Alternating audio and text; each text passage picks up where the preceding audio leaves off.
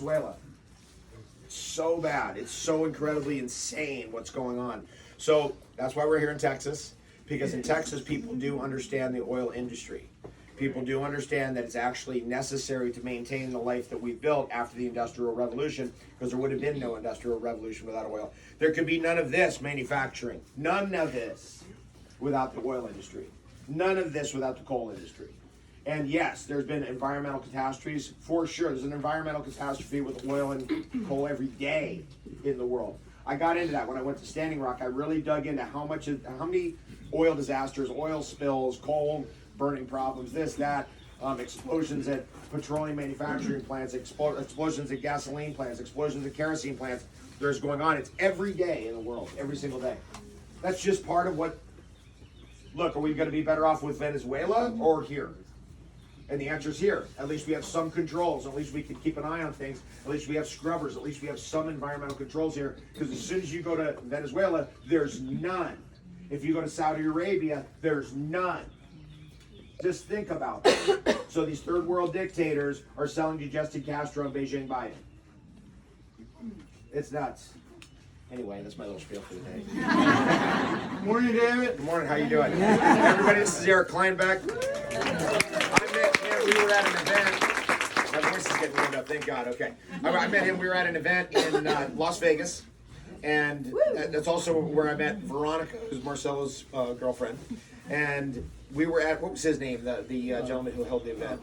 Walsh. Bill Walsh. And Bill Walsh had this wonderful event in Las Vegas. I met him there. He recognized me. And he joined the Inner Circle. He's been with us for years now. 3 or 4 years have been in the Inner Circle. You're leaving out a part. Okay. We briefly said hello because you were in the VIP section. I was in Candyland looking at you guys. And was I there with my computer with my little table? Do you remember that? Well, I remember that in the room the next day. Yeah. But so I said hello, introduced myself a little bit, told you I was a salad master, and then we ran into each other in the lobby afterwards. Okay. And you did what? Oh, jeez. You went berserk on me. Did I go berserk on Salad Master? Yeah. I mean, I love, I got into Salad Master about 20 years ago. And what I loved about Salad Master, especially this right here, that's why we got this out for you guys. And this, and the scissors, and the kettle. I have to go get the scissors. They're in the car. Okay, get those. I got them in the car too. They're in my car as well. I've got probably, if I finally got scissors, they'll never break. They'll never go dull. They'll cut through anything you need to cut through, sheet metal. They'll cut right through it. Wow. Salad Master, yep. And it's like $70. I don't know. What's the price? They're like $170. Okay, they're $170 now. This is 20 years ago. I got this stuff. I got it all. Yeah, yesterday they were $169. Today they're $170. Okay, but for Inner Circle, 33.3% off.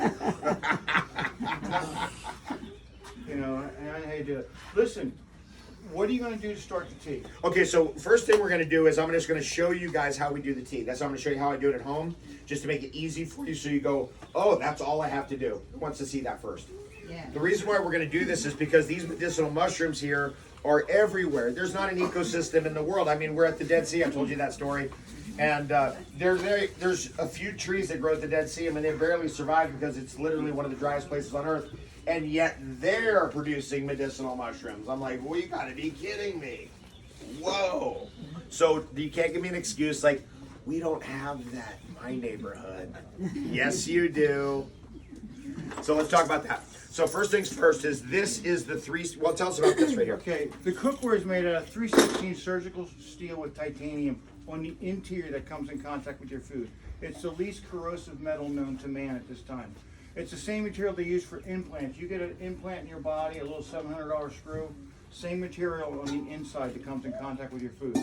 Because stainless steel is a lousy heat conductor, most things stick and burn to it, we have to add some sort of heat distribution element.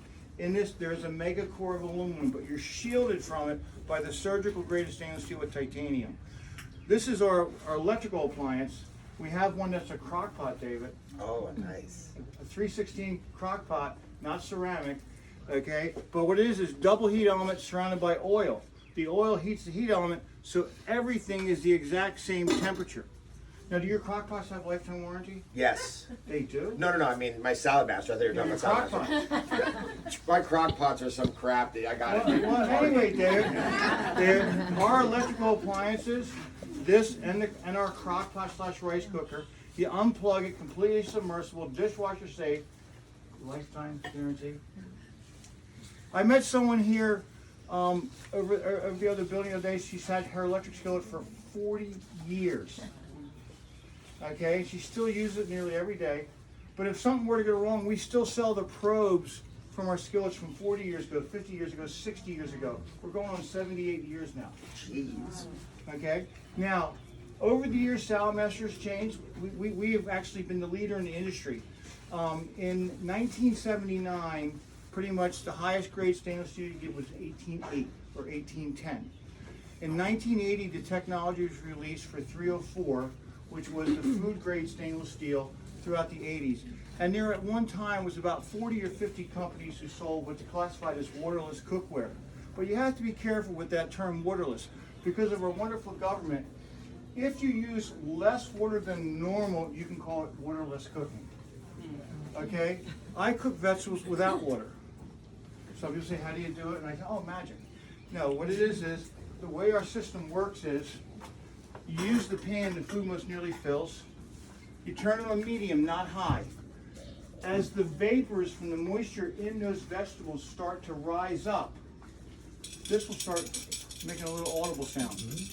This occurs at approximately 183 degrees. Now this valve is the same size on every one of our pans, big or small.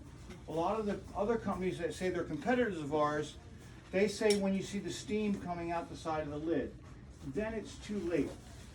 The significance of the 183 is Dr. Charles H. Mayo, founder of the Mayo Clinic, says we shouldn't cook our fruits and vegetables above 190 because the vast majority of enzymes mutate, and you correct me anywhere I'm wrong here, mutate at about 191 degrees. And when they mutate, they no longer fit with the receptors of your body. So we end up eating what's considered dead food, no nutritional value, because even though there's nutrition in it, you can't get it because it no longer fits. So what happens is it clicks, you turn to low. So those you have Salamesh, you know it's medium, click, low is all you need to know to cook with it. So when you turn to low, the air inside begins to cool. Cool air takes up less space than hot air, so it sucks the lid down and forms a semi-vacuum. The semi-vacuum accelerates the cooking time. But because the moisture doesn't escape, you know, let's say it's Lucas, right? Let's say you're out playing with your friends, family's expecting you home at 6:30 for dinner, you're late. You can just leave it in the pan till he gets home, then break the seal. It's not going to dry up and burn up because it's a vacuum seal, the moisture doesn't go away. Now, so in 1980, everybody was 304. In 1997, the technology became available for 316. Salammaster was the only one out of 40 plus waterless companies to use the 316 because the other companies were saying, it's a gimmick, it's a gimmick. And they didn't want to do it because the material cost more money. And then in 2007, the technology came out 2 years ahead of schedule to mix it with titanium. Thank you, guys. Again, everybody says it's a gimmick. I ran into one of the owners of one of the other companies who actually lived around the corner from me. He used to work with Salammaster, decided he wanted his own company. We were both Marines, so we kind of hit it off. And he said, oh, by the way, Eric, we're using 316 now. I said, really? And his name happens to be Dave, by the way. I said, really, Dave? I said, so Dave, so what do you tell your people who've been with you for the past 20 years that you've been telling it's a gimmick to? And I said, oh, by the way, Dave, we're no longer 316, we're TI. What do you mean you're TI? We've improved again. We try to stay ahead of technology, you know, and the other competitors. Can you imagine if, I don't know, maybe we were stuck with the technology of 1979, 1939? Where would we be? How many of us would ever have the opportunity to meet Avo without modern technology? You know, so we have all those things to be thankful for. But now it's 316 with titanium. Lifetime warranty. The cookware is made in Wisconsin. Okay? And now if you do want to fry things, it's medium high to fry. We bake. Every pan can go in the oven. Every pan is an oven. Okay, and in a little bit I'll do a thing called carrot test to show the benefits of not cooking with water, because water is one of the most soluble, I mean, it sucks everything. Okay, and I'll show you a little something, like when you put your vegetables in water, the water goes inside the cell wall, pulls the minerals, nutrients out. But when the water can go in and out, when the vitamins, nutrients come out, they can't go back in. So, I forget who it was. It may have been Mayo also. He said if the kitchen sink had a digestive system, it'd be the healthiest member of the family to eat everything we throw down it. But enough about that for right now. I'd like you to start talking about the tea as to how you want to do that. Okay. And I'm going to go get those shears real quick. Okay, yeah, get those, because And that's the a favorite of mine. scissors. The The scissors. scissors. He's gonna get the scissors. These scissors, if once you get to these, that's it. I mean, that's, you know, everyone knows in my house, like, don't touch my scissors because I don't want them disappearing to some other drawer or some other spot because they're the best. You can't beat it. If I need to cut metal wire, I can cut metal wire. Anything I need, like as a handyman or cosmic plumber, I can use those scissors. I got, like that. I Now, got this two is- because of you. Oh, yes, if you know them then. Yeah. What do you think of them? Oh my gosh, they're the best. It's the They're best. the absolute best.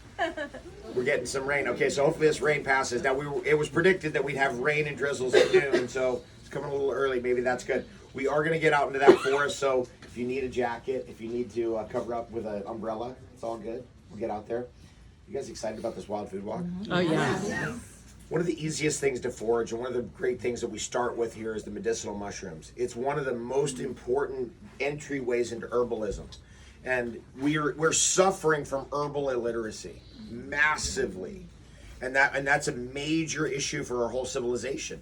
People don't know how to protect their immune system. They don't know how to nourish their immune system. They don't know how to develop their immune system because we never heard about herbalism. We're like, what are you talking about? Like rosemary? Oregano? Is that what you're talking about? Like, what? I don't get it. Right? It's like that. Oh, look at this. What do we have here? Cinnamon rooibos on spring water. They're boys. Yeah, you found it. Okay, yay. My voice, it'll get stronger as we get going. I mean, I gotta stop going to bed at 5. Anyway, this is a great entryway because all of a sudden you go, wait, I'm in the forest, I'm walking through her anyway, I'm walking on the trail anyway, maybe I could pick something I could use at home. And the tree mushrooms are the medicinal mushrooms. And so the mushrooms that grow out of the side of a tree, like a bracket mushroom, is something now that you go, wait a second. That's a medicinal mushroom. You remember the film Avatar? Mm-hmm. Remember, it's just a bunch of stupid trees? Remember that line? Mm-hmm. Is it just a bunch of stupid trees? See, as soon as we cut down the forest, and this is mostly we suffer because we inherited British civilization to a large degree. Mm-hmm. And British civilization cut all their trees down. Mm-hmm. So they're like, mushrooms, no! And you'll still see that in British civilization. Whereas you go to the Russians, you go to the Ukrainians, you go to the Czech Republic, you go to the Slovenians, they eat all kinds of mushrooms. They're on all kinds of medicinal mushrooms.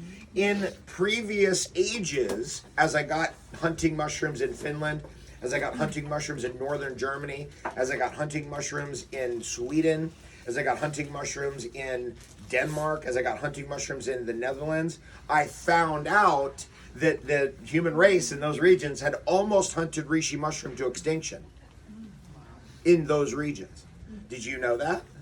Reishi mushrooms protected in those countries because the human race had almost hunted those things to extinction. But we never heard that, did we? We heard reishi mushrooms, something came from China. China. You gotta watch for those memes. I got some good ones. Poisonous tree mushroom. Is there any poisonous tree mushroom that is like that grows? See how good question that is?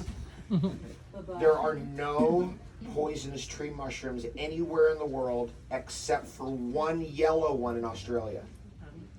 Now that's a crazy statement. Wow. That means that any mushroom growing out of any tree that you see is good for you. It's medicinal for you. In fact, it's a medicinal mushroom.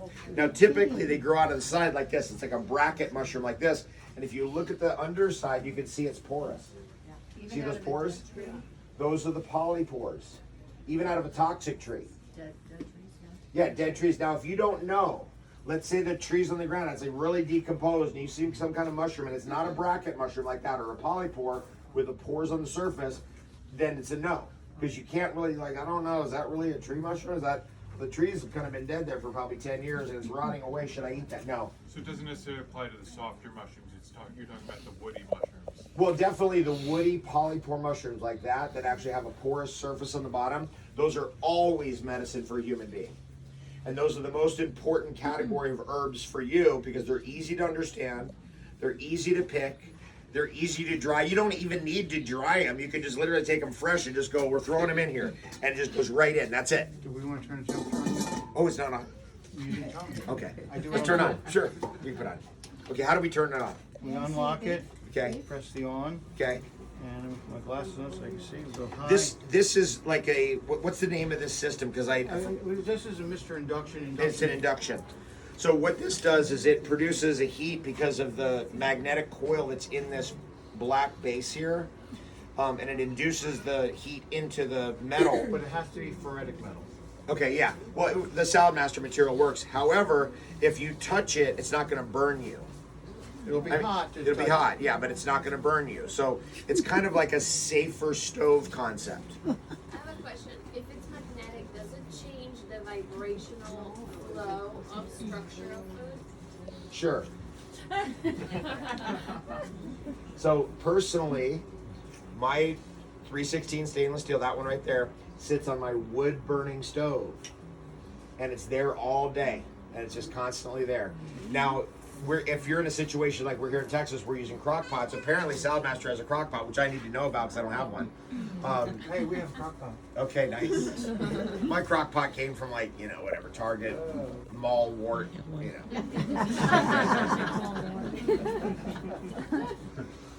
Anyway, so these polypores right here are easy to identify because they have a porous surface on the bottom. See how it's porous?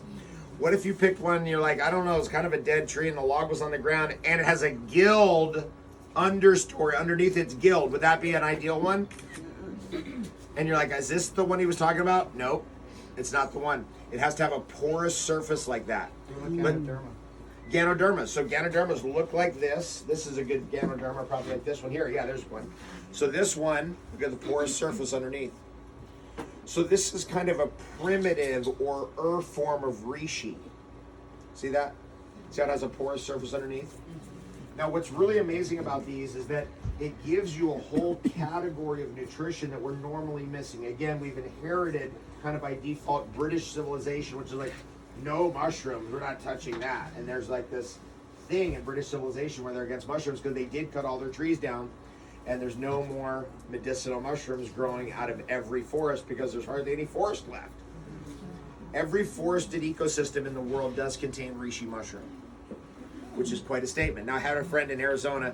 He's like, you're not going to believe this. And I'm like, I'll probably believe about anything at this point. He's like, I hunted reishi mushroom all over the state of Arizona, and I only found it growing at the springs. I was like, isn't that interesting? And you will see that. You'll see it because you'll start to go, oh, these things are intelligent. For example, we were in a place in Ontario, Canada that's called the Crack. And it's a giant mountain of all crystal. And at the very top of that mountain is a giant crystal sticking out of the ground. So we get there and I'm looking around and like, there's got to be reishi mushroom. This is the power spot. It's got to be close.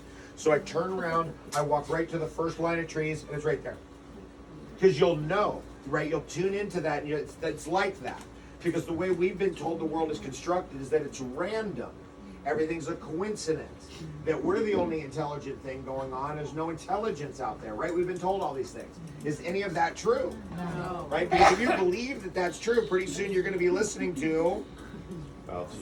That's right.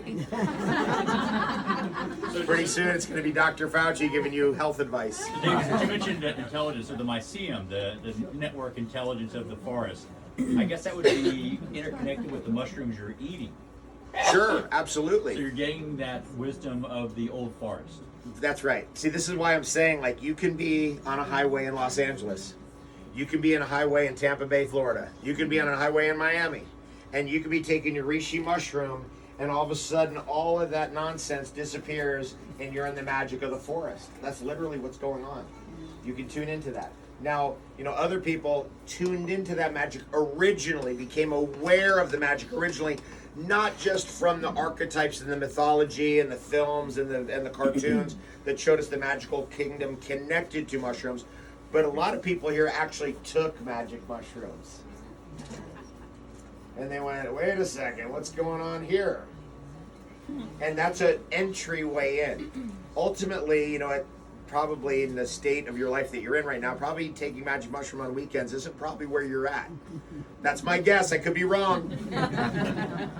But taking reishi mushroom every day and chaga mushroom every day and cracked polypore every day. This is the local reishi, by the way. Local reishi here. This is something you really can do. This is something really fun that you can do where you can participate in the fungal kingdom. Look at this one. Look at that. So much winning. Okay, let's just throw that in there. Okay, so all you do is let's say you're just I don't know what to do. I picked this off a tree. I went to the spring. There was this thing growing out. What do? This is what you do. You guys ready? Here it is.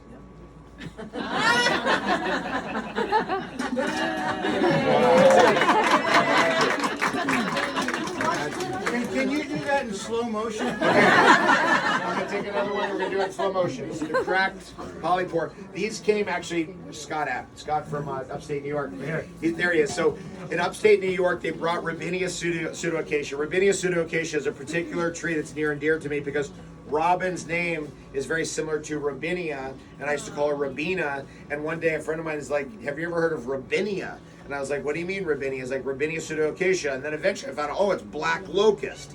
Now the black locust tree is one of the most incredible trees in North America. It's considered the best furniture wood in the world. It's an invasive species where it's from. That's rare. It's so aggressive, thorny AF. And it grows a particular type of medicinal mushroom, this one, called the cracked polypore. You can see it has the porous surface. Okay, here we go, slow motion, here it is. You don't chop it with your magic scissors.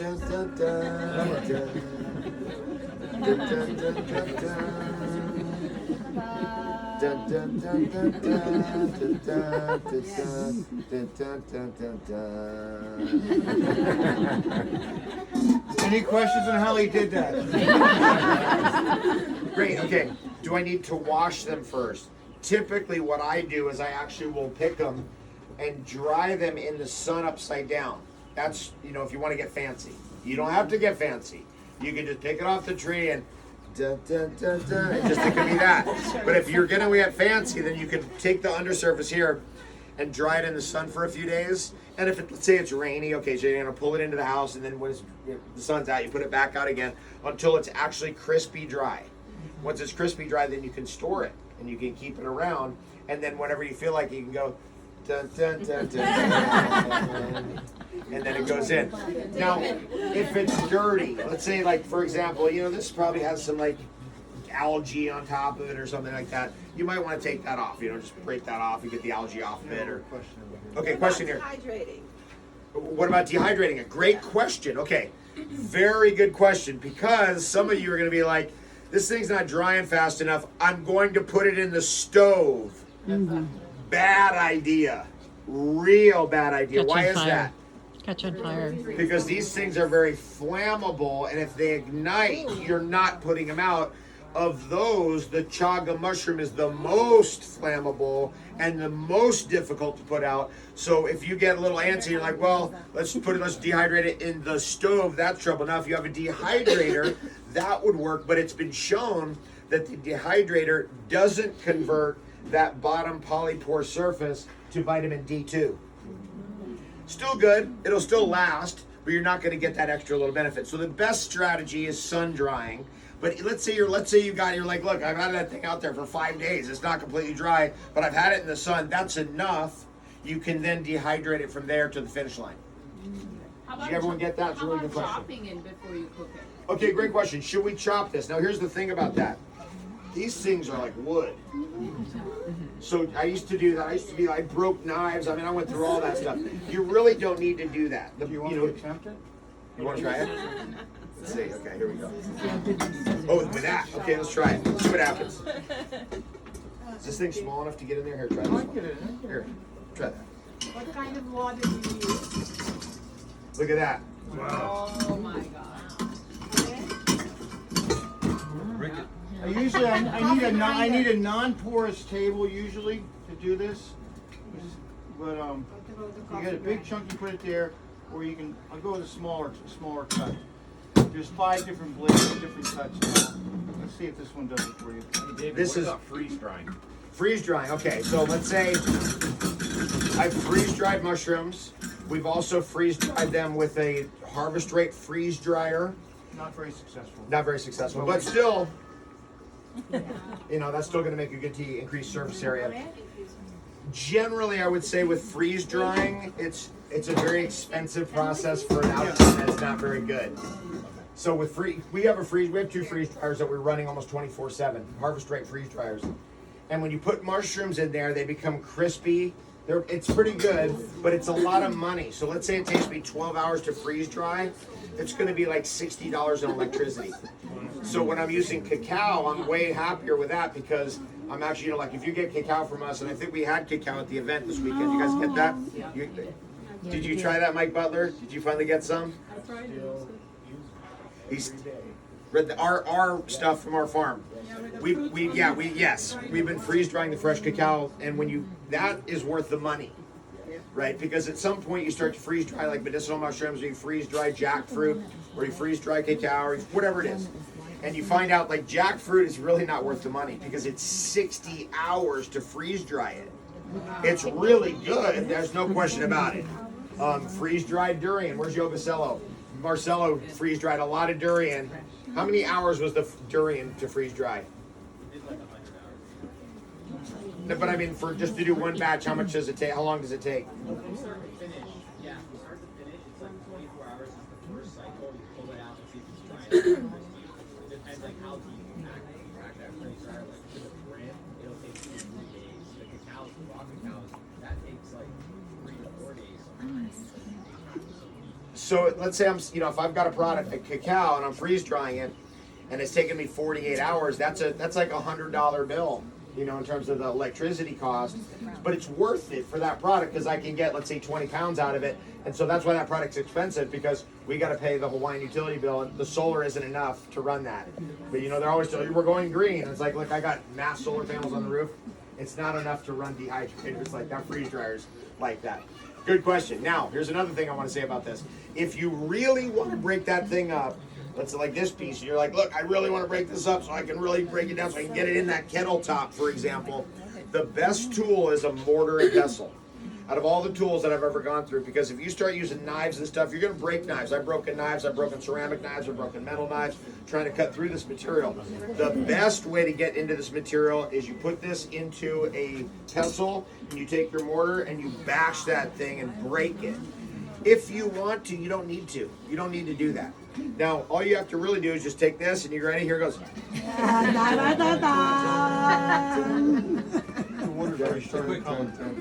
I've done a hammer and screwdriver, like a chisel. Chisel, that's another way you can do it, yep.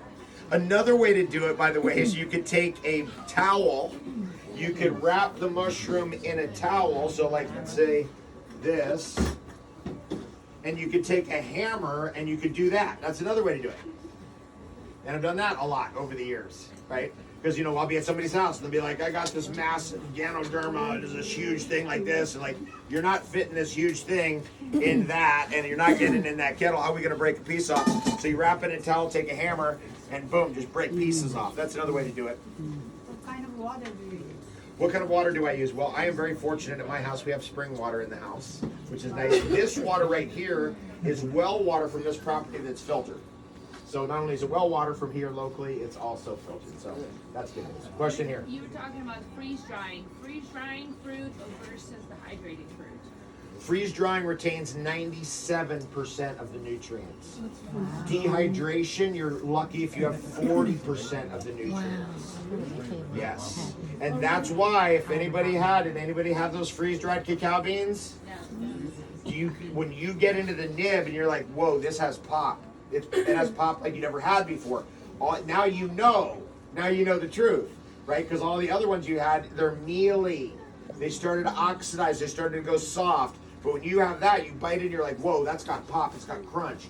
So what I do with people who are new to it is I'll break them out of the skin and I'll just break it and put it at the top of their smoothie or the top of their coconut ice cream or something, the actual nib pieces, and I'll break like 3 or 4 cacao beans like that and put it on there. And when they bite into it, they're like, this is the best nibs I've ever had. I've never had anything like this, because you retain the nutrients and it's not oxidized. And that's just what's going to happen if you use a dehydrator. Not that I'm against dehydrators. I like dehydrators. Dehydrators are an amazing tool. I've used dehydrators for many different things I never thought I would use them for over the years, but you'll have oxidation. Okay, so already, Eric, let's have a look in there. How's it looking? Well, you're starting to get a little colorization. Okay. Forgive me, it's our first time cooking together. I didn't know to preheat the water, so. No worries. Okay, so he's going to get chopped vegetables here in a moment through this device right here. This is one of those things, because you know how it is, chopping vegetables, chopping onions, chopping garlic, chopping this and that. This thing's cray-cray on that. It's like, done. That's it. You want to show us like a little... Let me get it off the tube now. How many times can the mushrooms be used for the tea? Oh, that's a great question. It's a valuable tool to you know, once you get like a chaga mushroom, that's a valuable substance. Reishi mushroom is valuable. Let's say you got, you know, this cracked polypore, this stuff that came from upstate New York, that's valuable to me. Now, I will keep it in that pot like that on my stove for 2 weeks. Easy. So I might get 30 teas out of that medicinal mushroom. 30. This is no tea bag. It's nobody likes tea bags. So is it heated water or room A little joke. So what? Heated water or just room temperature? Or do you just heat it up when you want it? Okay, so there's different ways to do it. So let's talk about 3 different techniques. One technique is I do this because let's say how I'm doing in Ontario, Canada. We're using that particular stove to heat the house most of the year. So the stove's already on, and I just sit this thing on top of it, and it's going. And actually, I get this thing on the corner of the stove, so it's at the perfect amount of heat. You know, you'll figure out where in your stove if you use a wood-burning stove. Anybody use a wood-burning stove? Who's got a wood-burning stove? You'll figure out what's the appropriate spot on the stove that keeps everything, you know, hot, but it's not going to boil off or that kind of a thing. Anyway, that's one strategy. Another strategy is you use a kettle like this. Now, when you're using a kettle, let's say you guys go to work, just leave it off. You come back home, you reheat it up, and you're ready to go again. So you leave everything soaking in there, and it can cool off and go back to room temperature. You come back from work, you turn the thing back on again, it's all back on again. Now, when it's at my house, it's funny, because in the summertime, we're not using the wood-burning stove, so typically we're using this. And we got that thing stuffed so full, you cannot get anything more in there. We've got every root from the forest in there, sea buckthorn, every medicinal mushroom, it's all just shoved in there, massive. And that's kind of fun.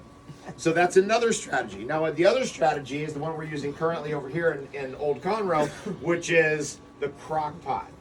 And the crock pot's nice because you can just leave it at low, or you can leave it at just, you know, you can even leave it on high. And just if you keep an eye on it so, you know, you don't completely boil off all the water, you don't completely evaporate off all the water, and you just kind of fill it up every now and then and you're drinking from it, you can keep that going for weeks. And that can make it a habit in your life. You know, if you have one with the lid on it like this, and you have it on, once the valve is clicking, you have it on low. Yep. You can let it sit there for 3 days, it's not going to evaporate because it forms a vacuum seal. The moisture cannot escape. You just have to be below the 212 temperature where water boils. So as long as the water's not boiling, actually for us, 183, the valve starts clicking at 183, so you just be low enough it stops clicking and you don't lose anything. But I want you to That's a valuable tool, by the way, because I'll be in the other room and I'll start hearing this. I'll start hearing that and I'll be like, uh-oh, I got to move this thing. Because sometimes, you know, like I make a fresh batch and I'll put this whole thing right over the hot box, the hottest part of the stove. And then after 2 hours, I forget about it. And all of a sudden this thing starts going, and I'm like, oh, I got to move that thing off and I got to move it off to the side. So that's a really valuable tool. And you can hear that in the other rooms in the house. It's not obnoxious. It does, you can hear that sound. But it's an alert. Well, some of the other companies will say, oh, it's a pain, you got to clean it. You don't, or you're not going to hear it. Have you ever been to a theme park? Yeah. It's nice and loud. Your kid can be on the other side of the park and start crying, you'll hear your kid. Because you're in tune listening for your child. Once you know about Salad Master, you can have your stereo, music on, whatever, jamming, playing the drums, and you'll hear the click because your mind's attuned to listen for it. I want you to feel the weight of that, though. David, I have a Whoa, question. that's I travel serious. a lot, so sometimes sometimes I can't just leave it there for 2 weeks. Can I make one batch and then take it out, and then do I leave it in the fridge or Sure. on the counter? Yeah. And it's good cold. Yeah, it's good cold, right? That's right. A lot of times, this is one of the things I tell people is, I did bring, and it is in my car, and I need to go get it right now, actually. I got my vanilla from Hawaii, and you guys haven't seen that yet. I did bring it for you guys. So when you throw vanilla in there, when you get that really cold in the fridge, and then you get that out, it's like really cold, like, I'm talking like 40 degrees, and you drink that ice cold, you know what the flavor is? Some of you know what the flavor is? Does anybody know? No. It's cream soda. Oh, The wow. flavor of cream soda is vanilla tea. That's where they get the flavor from. And so, when I found that out, I was like, you gotta be kidding me. And the colder it is, the better it is. So I do need to go get that because we need to get some real vanilla in there. And just the smell of the vanilla is it's something else. Now, when I came back from Hawaii, I was with a very good friend of mine. You know Karina Velasco, and you know Raul Velasco. Raul Velasco was the Johnny Carson of Mexico. And his daughter is a very good friend of mine. They live in the Pacific Palisades. So after we did the conference in the Conscious Life Expo in Los Angeles recently, yeah, it's in the back in the bin. You give me some vanilla. When you went to Miami. Yeah, that's right. Oh, yep, it's one of those. Now, when you guys see this is going to be like a wake-up call. You're going to see it, and you're going to know. You're going to go, oh, we've been lied to. Oh, they're ripping us off. Oh my God, what is that? It's one of those. Just seeing it, you'll know what real vanilla is, and you'll know how bad the crap is that they're selling us for $20 a bean. In India. It's crazy. But anyway, so when they saw it, because Karina's mom, she's, even though she's German originally, Karina's mom, does anybody know Raul Velasco? Ever heard about Raul Velasco?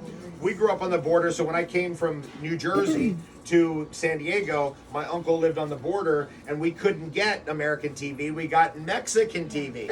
So we got the Raul Velasco show, which was the Johnny Carson show, and it was a variety show. It was super fun. Yeah, it was the father. And he married a German woman, so Karina's mom is German, and she grew up with the Beatles. So she was German, when the Beatles came to Germany, she was there. She knew them all back then. So she has great stories like that. It's really fun. But as soon as you get vanilla in front of those people, because they're real Mexicans and they're really into Mexican culture, they're coming apart at the seams. They're like, do you think we could have this? Can I take this home with me? I mean, can I get another one? Maybe, can I get 3? It's like that. I ended up giving 3 to each of them. I remember that you told me that special vanilla comes from a tree that has cacao on the side, so it has like a special flavor, something like that. Yes, right, that's right. So these are all this vanilla, the vanilla industry. So Eric is innocent. He doesn't know what's about to happen to him. Okay? So you're going to get an honest opinion here. Okay, you ready for this? Okay, here we go. So breathe out. Okay, I want you to just take a good deep whiff of this right here. Oh my God. Heaven on earth. It is awesome. It's beyond. I mean, No, you're good. I mean, it makes you close your eyes. now I would pass this See, he around to just closed everybody. his I want eyes, too. everybody to smell this, but what ends up happening is everybody go, Yeah, exactly. I'd be like, we're trying to eat this. This is food for us. So anyway, what I will do though is I just want to show you guys this. Come on in, everybody. Hey, pretend you like each other. Yeah, I get it.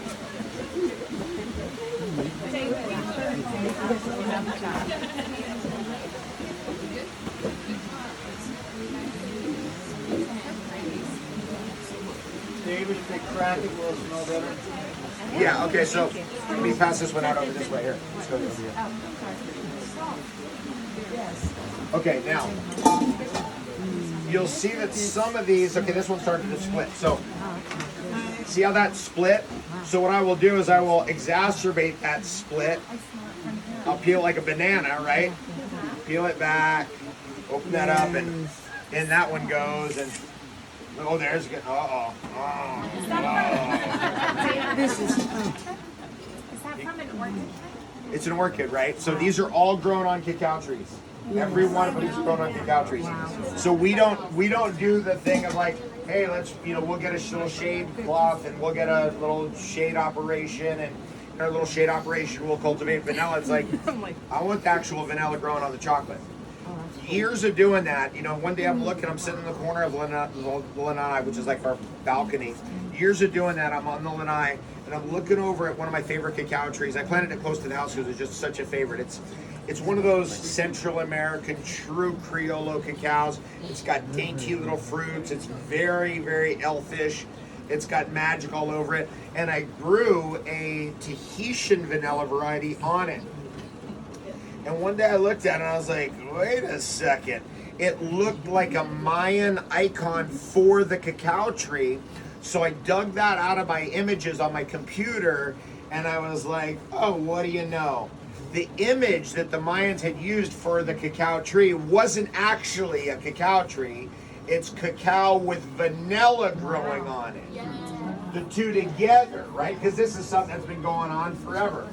That's all we did is we revived that in the farming world, worldwide, by the way. I'm responsible for that because everybody's like, no, you need to like stack coconuts on top of each other and then grow the vanilla on that. I'm like, no, like it's chocolate and vanilla. That's what it's about. Anyway, so what ended up happening is that I then was like, let me take a picture of this, and I put that picture next to the Mayan icon, and I put that on my Instagram, and still today it's one of my favorite Instagram posts, because then you could see it, right? You could see like, whoa, that's that. So that's something that we, you know, this is like how we've lost so much of our history, but we can gain it back when we come to our senses. And coming to your senses means like it's Romeo and Juliet. If you're gonna grow chocolate, you gotta grow vanilla, and they go together. They're mixed together.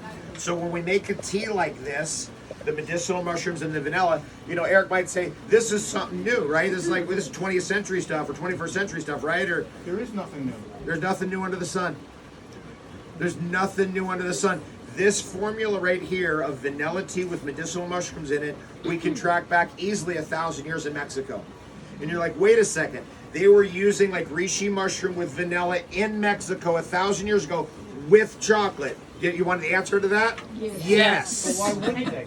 Right, why wouldn't they? Exactly. These teas, these medicinal mushroom teas are very approachable. You'll see, we're going to drink this, and it'll be the first pass. There's 4 medicinal mushrooms in there, plus the vanilla. You'd think it's going to be just too strong. I mean, a lot of herbs are too strong, especially on the first pass. But this, you'll be like, it's good. I can do this. Now, the second pass will be better. The third will even be better. And the fourth will even be better. Pretty soon, 4 or 5 days down the road, it'll even be better. Scott has been looking at my crock pot at home, and he's looking at it, he's like, I don't know, man. It's like, whoa. Because it's black.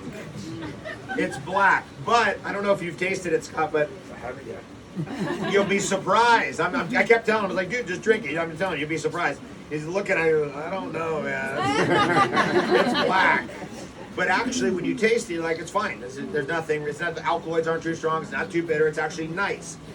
If you blend that with chocolate, or ready for this one, you drip it through your coffee. Did I just say that?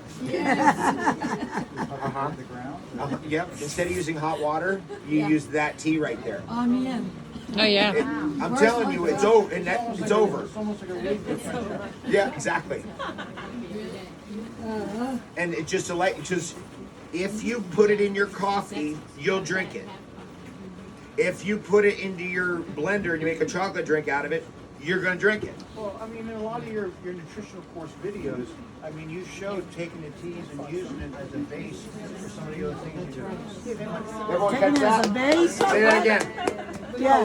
When you take this nutritional course, for those of you in your circle, it's a free product for us for being part of the inner circle. We can take the nutrition course, the chocolate making course, but in the nutrition courses, he does videos and snippets, you know, and you'll see the pot on the stove, and you'll see him dipping out of that to mix in the blender or something like that, making something else. So it's kind of like the tea for us is like a roux for a French chef. They have the pot that never leaves the stove that they use for the base of everything. Do we need to say that again? Did everyone catch that? That right there becomes it's like it goes in, and you're gonna make quinoa. Yep. Rice. What are you gonna use? You're gonna use water, or you're gonna use that tea? Yep. You're gonna make rice. What are you gonna use? Water, or you're gonna use that tea? You're gonna make a soup. You're gonna use water. You're gonna use that tea, and it just goes on like that. Any kind of like you're gonna do a coffee enema. You're gonna use that tea. So what ends up, and watch this. Watch this as we go through the group here. We'll see this. How many people went from I never heard of chaga tea to I put it in everything? Watch this. Look around. Never heard of it to like every day. Never heard of it to I store it in my fridge. Right? And how long can you store that? I mean that water. Long time. You have to just keep adding water. That's such a great question. What about the flavor, right? So I am somewhat of a blender chef. I've done a lot of chefing on TV, hundreds of hours actually. I never would have predicted that in my life. Not with him yet. But I have done hundreds of hours of chefing on TV. When you like make something like this and use that in your blender, not only are you making a much richer quinoa, you can't go back. Right? Like a wild rice with that's cooked in that, you can't go back. You're gonna go, I'm gonna cook it in I wouldn't cook that in regular water, just that disappears out of your chefing vocabulary. Well, I don't know if this is taboo or not, but you said you can't go back, so like when you go flat, you can't go back? Yes, that's right. We're both flat earthers. David, and I mean, you're talking about having it there in your kitchen forever? How long? So generally, let's say, if I'm making something like this, about 2 weeks. Okay. After 2 weeks. Now let's say you're not like a mushroom hunter like me. If they have it on a low heat, they can leave it on there forever. Oh sure, you could go longer than that. But after a while, I'm like, I want to refresh it all. You know what I mean? But that's just my own proclivity. If you don't 2 have weeks for to, me you is can good. do it for a month. Now, you could do 3 weeks. 3 months. 3 I have months. some in Mexico for 3 months, and when the water goes cloudy, that's when I change it. That's when you change it, okay. As long as the water's clear, I just keep adding it. Or Everything. when the water starts to get light, you know it's getting. Okay, let's say it gets sour. Let's say you left it out. Finally it got a hold of it. Okay, at that point you dump it. Now, this is important. These mushrooms, you can fish them out because you've been cooking them and you've been getting the water soluble bit out. But you could put them right back into the windowsill, right back outside into the sun, right back into the dehydrator, not the stove, but in the dehydrator, and dry them out again. And then they go into the vodka, they go into the tequila, they go into the mezcal, they go into the rum, they go into the gin, the alcohol extraction, right? Because you got the water soluble fraction out, but you didn't get the alcohol soluble fraction out. So this idea that people have of like they're gonna drink vodka with nothing in it is cuckoo, it's nuts. Why would you do that? You could be getting all your medicinal mushrooms in that vodka, and vodka's an easy one to remember because people go, chaga, what kind of mushroom? Okay, it's chaga mushroom. What kind of alcohol do I use? Vodka, chaga vodka. It's easy to remember. How long do you infuse it with the vodka? How long? How long? So I like 3 cycles of the moon. That's my own personal thing. You might go, look, 1 day is fine. It depends on you, but it's better than just the whole idea of like we're gonna drink tequila without medicine in it. We're gonna drink vodka. That's all. That idea evaporated decades ago, and we've just been trying to get the word out. But every now and then you're like on Saturday night, let's do a shot of vodka, chaga vodka. Then you're doing 2 things. You're having a good time, plus you're getting all that medicine. It's driving in because the vodka is a driver. The alcohol's a driver, and it gets it in. Now, let's say some of you are like, look, I'm like AA or whatever. You don't do any alcohol. At that point, you could do this. You could take this pot right here. You could take your alcohol extract. You could pour it in there, and it will evaporate off, and it will leave behind the alcohol soluble material in the water, so you can get rid of the alcohol. Now obviously if you're playing around with alcohol on fire, you got to make sure you don't this is fully in there, you don't have an open flame or something like that, but it evaporates off quickly because alcohol evaporates before water does, so it'll leave behind the soluble fraction. I've done that, for example, Shervin was talking about CAPE, remember? Caffeic acid phenethyl ester. Say it 3 times fast. Caffeic acid phenethyl ester. That comes out in the alcohol. It's an alcohol soluble fraction. But when if you really want to get that into like, okay, let's get into a Shilajit tea or something like that, you take your alcohol extract of the propolis and you put it into your Shilajit tea That's a powerhouse right there. The alcohol will evaporate off. It leaves the cake behind. The rest is history. Okay, Mike Broadwell. Dr. Lee Cowden told me recently to go to the liquor store and get Chopin Polish vodka. He said they're 240 is fertilizer and GMOs. So it's like the cleanest and it's very cheap vodka. So he uses it for all his laser remedies. Oh, nice. What, Chopin, like the piano player Chopin, like CHOPIN? I think so, Yeah. yeah. Okay, all right, nice. Potato vodka. It's potato vodka. The one I like, and actually we found it the other day over here at Specs, which is one of the alcohol places here, is the Rekia vodka, which comes from the Arctic Circle in Iceland. And that's a potato vodka. And that's all, they use a copper still, and it's all spring water. 100% spring water from Iceland. Good use for a night And then mezcal. I mean, I've been to Herradura. By the way, this is just my little take on tequila. The tequila should be clear. When the tequila has a color, it's meaning they used oak barrel tannins, and so the tequila pulled the oak tannins into itself. Same is true with wine. For many years, I'm not a wine drinker because I don't want to drink oak barrel tannins. Like, what are you talking about? Oak barrel tannins? Yep. All the wine that's done in the Western world is all aged in oak barrel tannins, meaning that they got oak barrels, and the wine, being very soluble, pulls the oak tannins into itself, and that gives a certain type of flavor. It's a flavor I personally don't like. But then the oaks pulled the tannin out of the ground. Well, the tannin is in the wood. Because I know in Florida we have a problem with tannin in the water. In the water, right. So it comes from the leaves. That's a good question, because people are like, how come I see the soapy stuff in the water? Is that like pollution? A lot of times it's not. A lot of times it's tannins from the leaves of the trees, and it creates a soapiness in the water. You think, is that like detergent in the water? What is that? Has anybody ever seen that? Yeah. You guys know what I'm talking about. Those are tannins. And the tannins actually are nice to bathe in. They can be nice to bathe in. So that's one of the things about wild water that's kind of fun. Or if you've got leaves in your, for example, if you have, tannins are very prevalent in coffee. Tannins are very prevalent in tea. It is the tannins in tea and coffee that gives you really the hit on your kidneys, actually. So some people are like, this is like gut rot coffee, like Folgers in your cup. The best part of waking up isn't Folgers in your cup. I got news for them, but let's say you're on that stuff. That's the tannins in that is what eventually causes you to go like, this is gut rot. This is hurting my stomach. It's the tannins.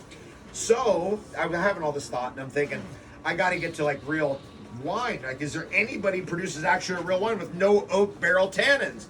And I was at a show. I was at a food show in San Francisco. I go into the show.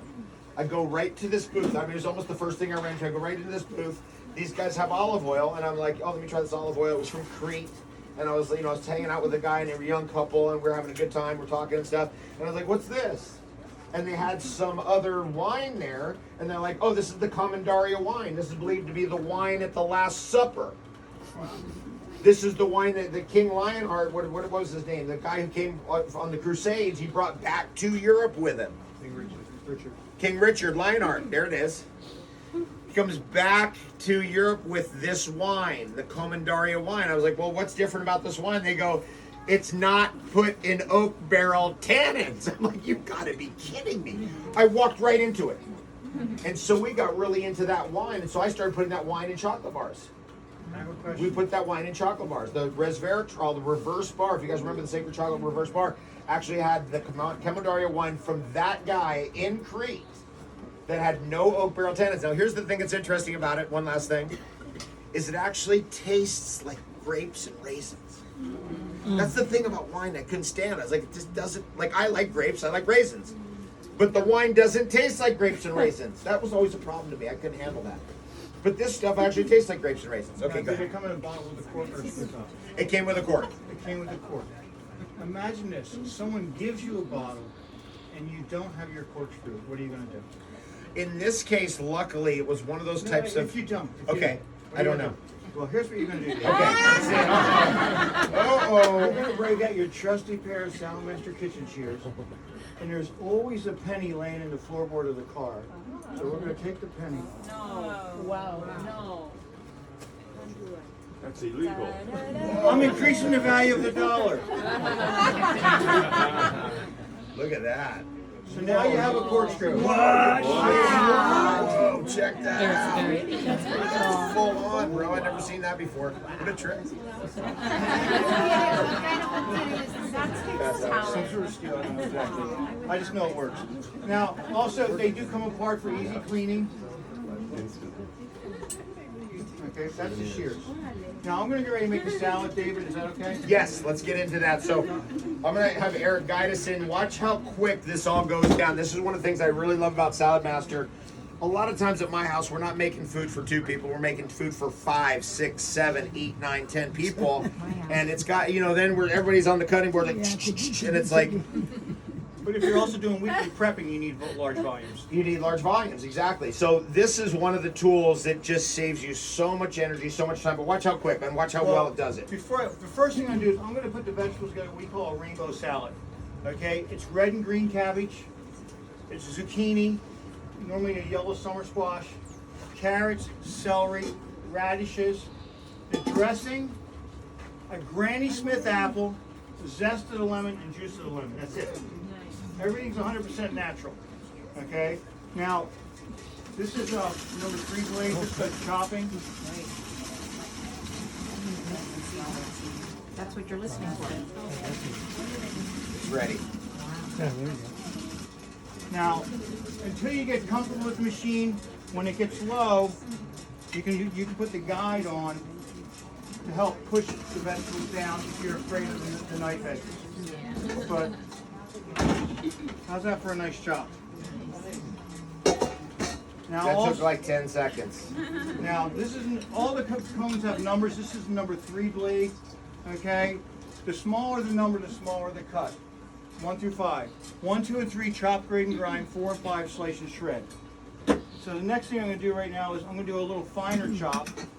So which is that, number 2? This is number 2. Have you done this before?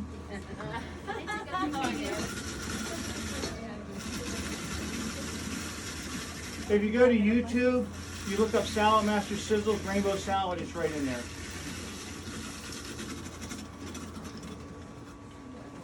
Now, is that a nice chop?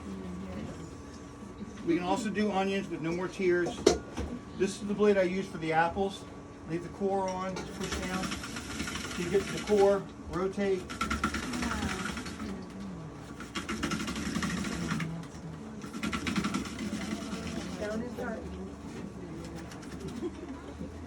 So there's our Granny Smith apple. Now also, this is a blade in my house we use for zoodles.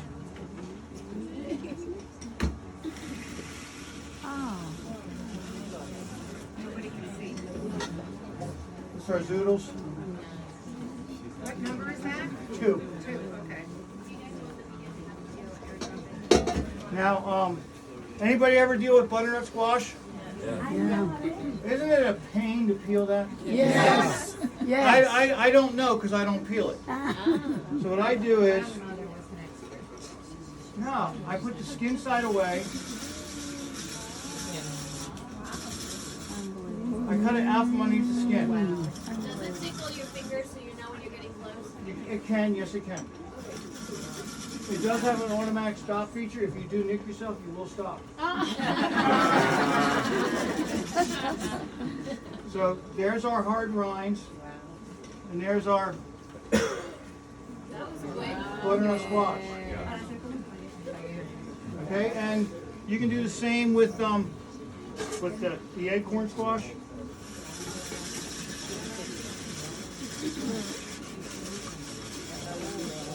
Now, if you want it, some people like doing baked acorn squash, and you cut it like this, then you take your acorn squash, put it back in there, and bake it like that.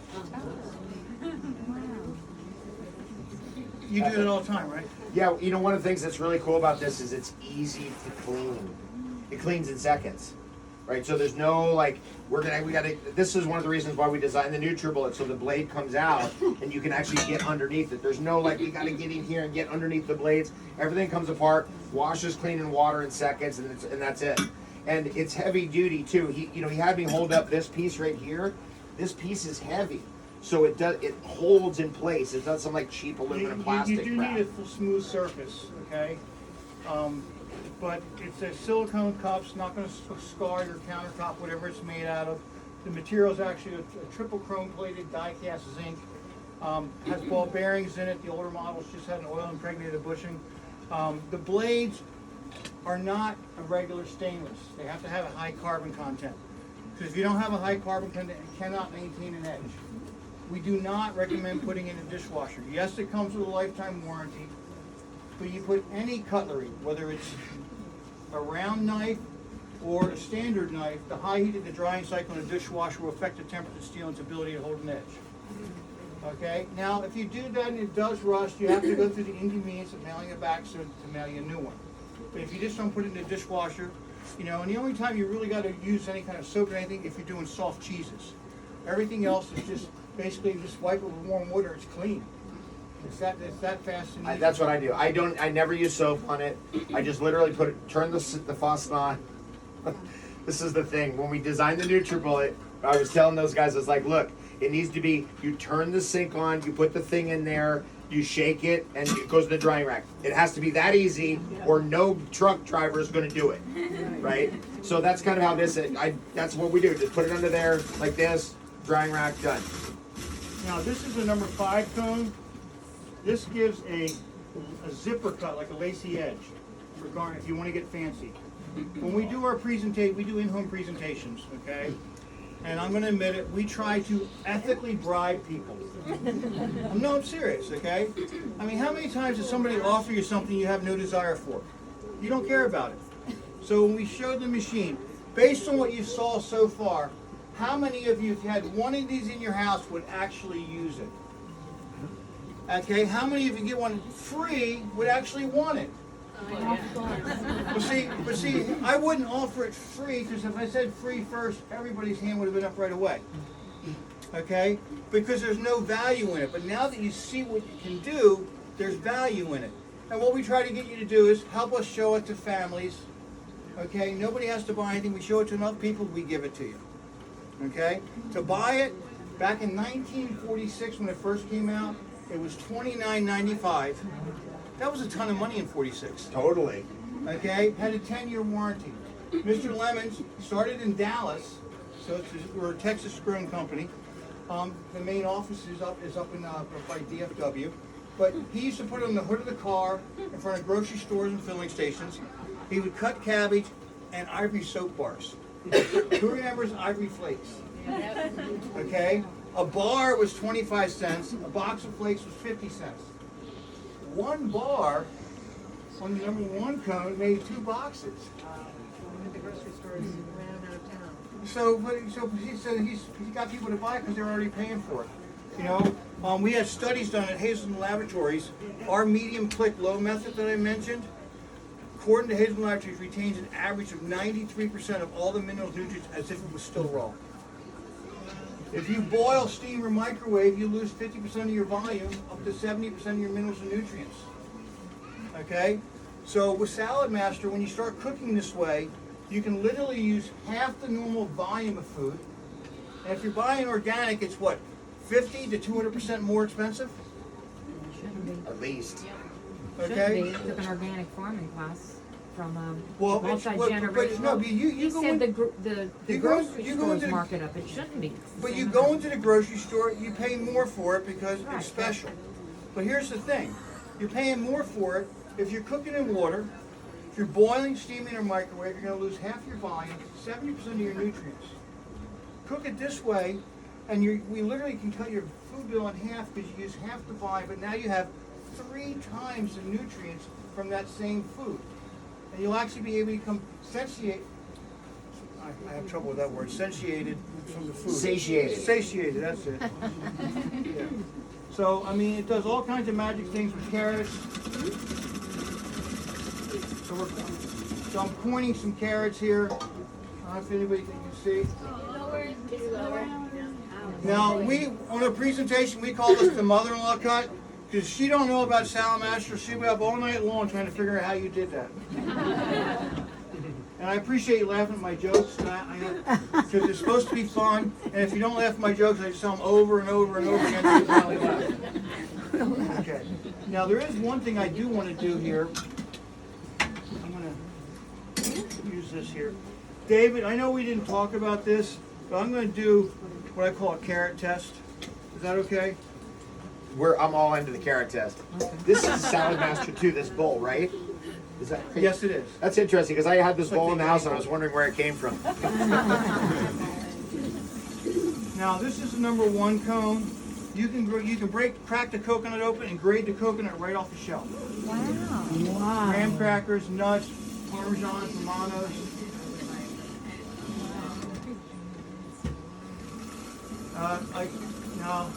I had one of those grandmas used to make the Jello with the carrots in it.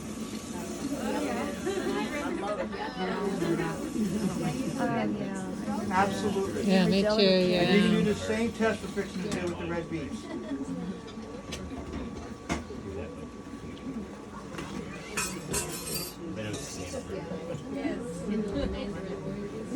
David, can you pick like 3 or 4 people to taste those carrots? Sure, absolutely. Who wants to try some of these carrots? Carrots. Thank you. You want some carrots up this way? Mmm. How juicy.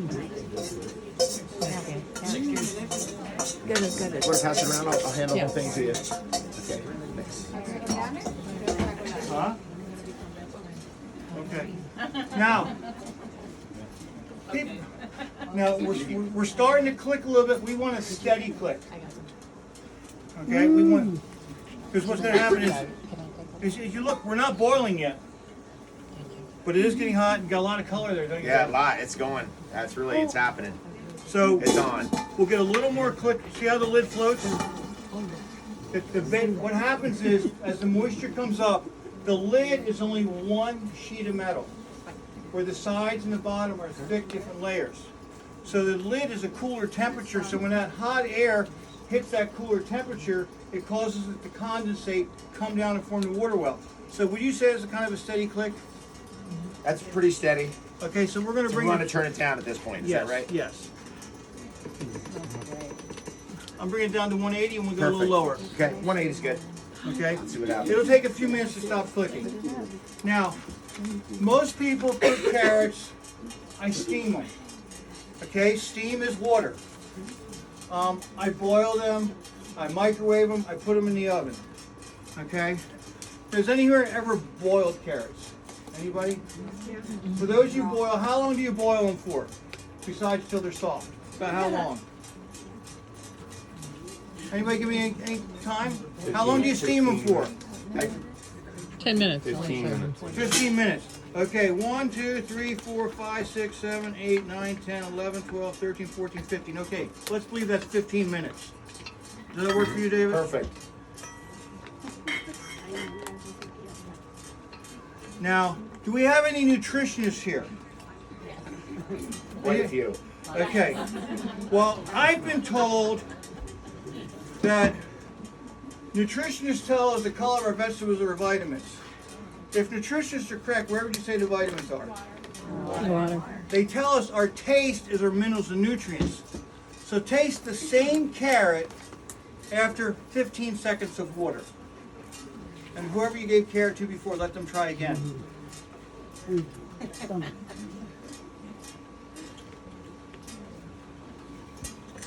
Pass it back this way. Now, if you don't hold the valve up, it might drip a few drops on somebody. Yeah, they're tasteless. That's okay. David, you notice a difference? No, there's a difference.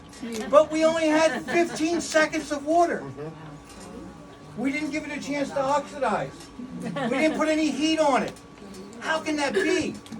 It's amazing how quickly the nutrients went into the water. Just, I never really noticed that before. Right. For But the here's- people that are here, can you repeat what just happened? So what did you just do? You took I the took carrot, I put it in water for 15 seconds. Just bottle water for 15 seconds, Yeah, and it's and in 15 seconds, There's already a flavor. can you, I mean, now, for my 21-year-old daughter recently quit her job at a boutique and started doing demonstrations with me. And she's been doing some demonstrations for doctors and stuff like that. And one of these young doctors was telling her, she's the one who told her that I didn't know this before. My daughter came to work with me, that when the water goes in, you tasted the other carrot. This is the carrot that's been in the water.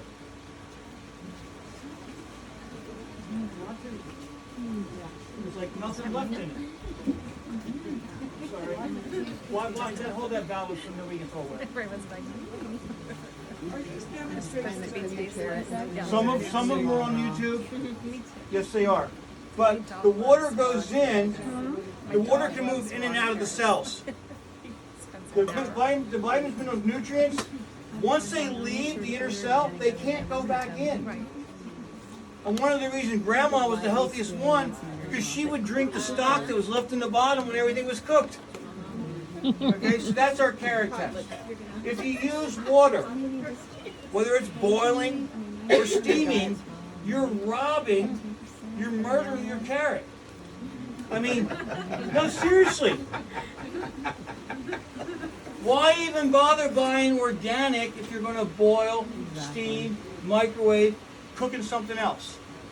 Why even bother? So, also, I got some celery here. Do you know celery's bittersweet? I mean, I don't know about you, but I was the guy who like left all the U's in like the tuna fish or whatever, you know, like tuna salad. I hated celery until I started juicing it. Then I got into it, but I never ate celery. Well, here's because of this. Okay. However you chew it up is the way it comes out. It's hard enough to lay in the sun, use it for dental floss. It'll dull the blades in your garbage disposal. And because it cannot be digested, that's why you don't give it to babies. Okay? So what we do is, I take the strings to the back, gently push down. That's it. Oh my gosh. How cool is that? So there's our strings. Wow.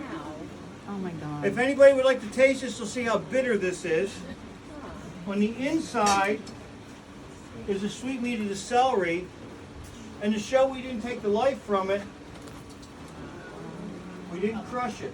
Now you sold me that. You know, Do that again. Say that again. so David wants an instant replay. Do you want slow motion Yes, too? let's see slow motion. I love celery. I had to go a little faster than David did. Y yo paso horas pelando. But Mom say happy birthday to you. Happy birthday. Now what I'm going to do here in a moment, because I know you normally don't like celery, David, but I'm going to have you, after I've done taking the strings off of this, I'd like you to taste it and tell me it's not the sweetest celery you ever had in your life. Okay. And if it's not, talk to Rob, she's the one who ordered it. Okay, here we go. Let's get together someday. Just so you know. Good. Edible.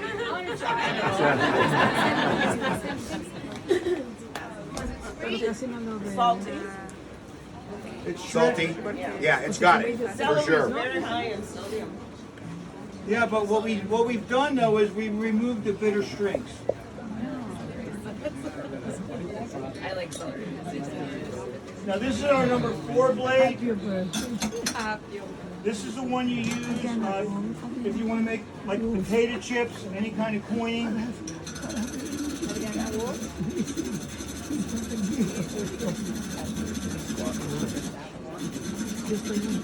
You know what, David? I'll do a whole bag. I'll give you a knife, and see if you can cut the carrots up faster. Uh-oh. But that's how you just cut up carrots as fast as you want. Radishes, just dump them in the back. Now the radishes speed up the body's metabolism, don't they? Yep. Radishes. Remember radish? It came up yesterday. In what context? Who remembers? Roots and kidney stones. Now, Oh. Ok, te mando un texto. I talked, by the way, yesterday, listen to this. I talked to Del Bigtree. So early on in the pandemic and early on with the vaccines, every batch tested positive for graphene Right now, what I oxide. do is, Okay. I'm gonna cut it, I cut it like Some months squiggly. later, Dell to make sent for like a 100 design. samples out. None of them tested for graphene oxide. I'll show you I thought that was an interesting thing. I had not heard that some of before. the other.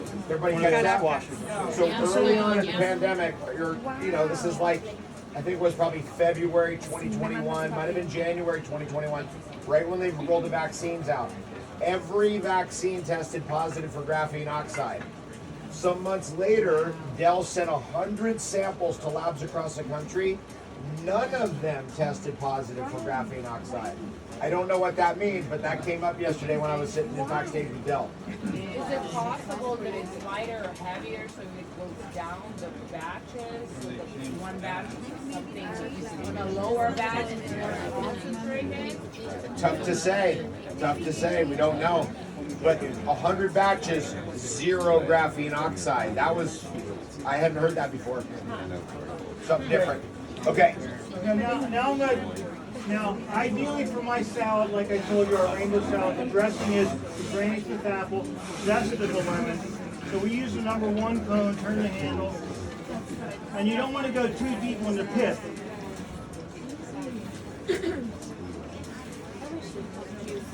Some of you might start to smell the aroma of the lemon.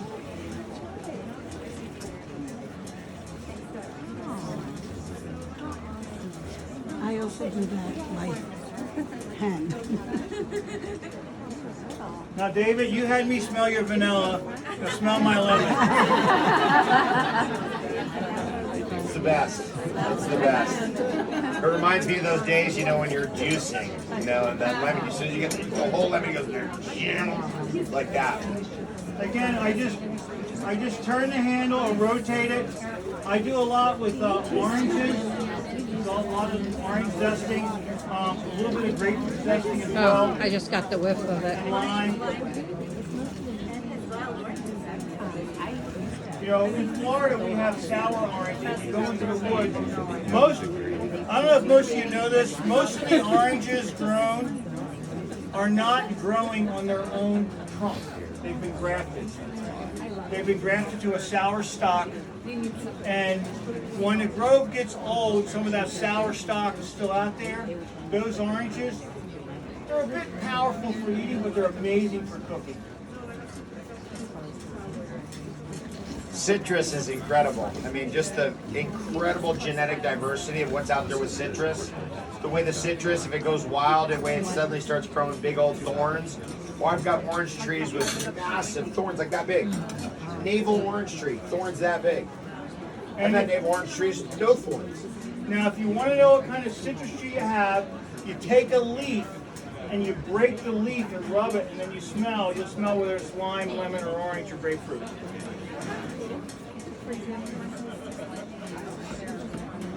Okay, what else we got? Oh, we haven't done an onion yet. I have one there. I'll do it in a second. Now, this is a little bit larger cut. This is one that some people use for potato chips. Or when I do a veggie lasagna, I do it with my eggplant like this. So I get bigger pieces for stir fry. We can take melons, and when you section the melon into a section this big, I put cut marks about each and a half apart, and I'll run it on the number 5 blade, and I get little squares of different types of melon. And then the onion, we'll chop some onion up here. I didn't peel it, David, but hand me half an onion there. Wow. Okay, here we go. So I just gotta take it here. It's a little tight on that, so I'm gonna trim it down just a little bit, just so I can get it in the hopper. So I kind of hold it now. Pinky on the outside, thumb in the middle. Push down with the middle of your hand. You will not cut yourself. Oh my god. Wow. So there's my onion peel. There's my onion. No more tears. Except for you ladies. I'm happy to cut anything else, but I think I've showed pretty much everything there is to show cut, David. But hey, David, this machine, it retails for $650. In 1946, it was $29.95. Wow. 10-year warranty. Now it's a lifetime warranty. Anyone here today that wants one, they're $400. $250 off. Wow. Now, the reason I can do this is I'm actually an authorized dealer for Salad Master. Most dealerships have the sales force they send out to do everything, and they have to be paid a commission. I'm surrendering all the commissions through the program. Thank you. Thanks, awesome. Thanks, bro.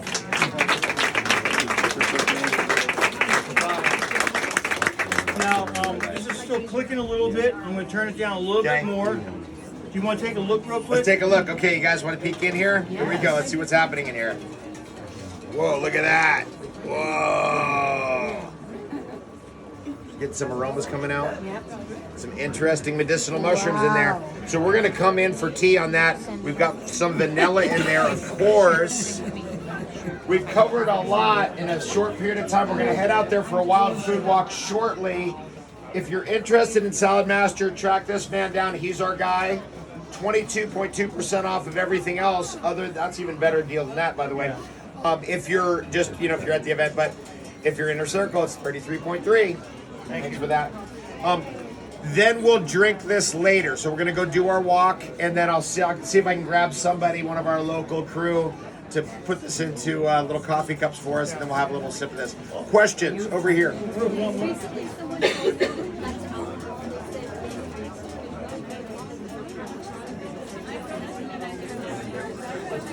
Okay. Question was about. There's a question over here, folks. Let's give attention to this question here. The question was about Jägermeister, which I think has over 40 different herbs and botanicals that go into Jägermeister. I had a number of nights with Jägermeister where I don't think I'll ever be able to smell Jägermeister ever again. Makes you shoot your heart out. But, we all got the idea, I think, young, that it's driving in those herbs and botanicals. So Jägermeister is, it's always been in its own category for that reason. Generally, because of the real strong licorice notes and the real, deep syrupy notes of Jägermeister, there's a part of it where it's just like, do I really want to go through that syrup? It's like, oh my God, right? That was it. What I like about the tequila, the vodka strategy is it's still thin. It's still thin, so it's doable. It still tastes like vodka. So when you put chaga and vodka together, nothing is lost. Again, just the intensity of Jägermeister and just like, oh my God, am I going to make it for another shot? Stop. Wait for the picture there. Okay. Can you take it still also, Karen?